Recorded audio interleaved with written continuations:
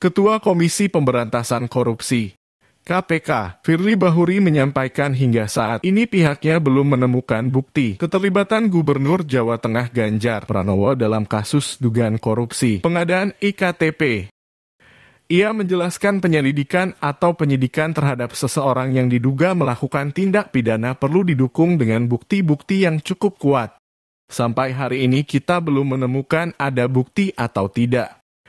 Gak boleh kita menetapkan seseorang menjadi tersangka tanpa ada bukti.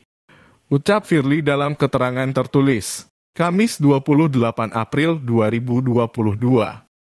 Lebih lanjut, Firly mengungkapkan jika ada pihak yang diduga terlibat dalam suatu perkara, namun alat buktinya tidak kuat, maka hal tersebut harus dihentikan.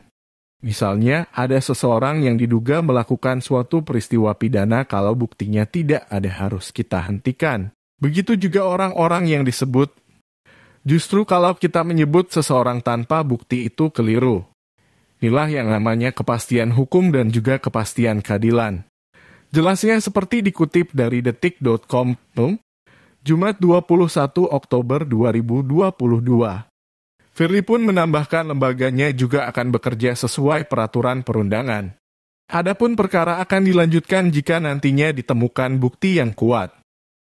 Hal yang sama disebutkan mantan penyidik KPK, Novel Baswedan.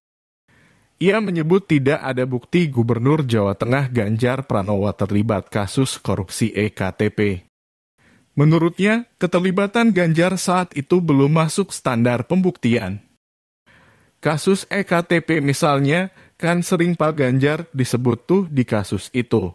Saya berani berbicara bahwa memang pemenuhan alat buktinya belum masuk standar pembuktian. Kenapa saya bilang begitu? Penyidiknya dulu saya kok. Jadi saya yang lebih tahu, kata Novel dalam podcast di kanal YouTube-nya dikutip, Rabu 19 Oktober 2022. Dalam podcast berjudul 3 Tokoh KPK Turun Gunung Melawan Politisasi itu, Novel bahkan menegaskan Ganjar tidak termasuk orang yang mengembalikan uang dalam kasus korupsi ektp.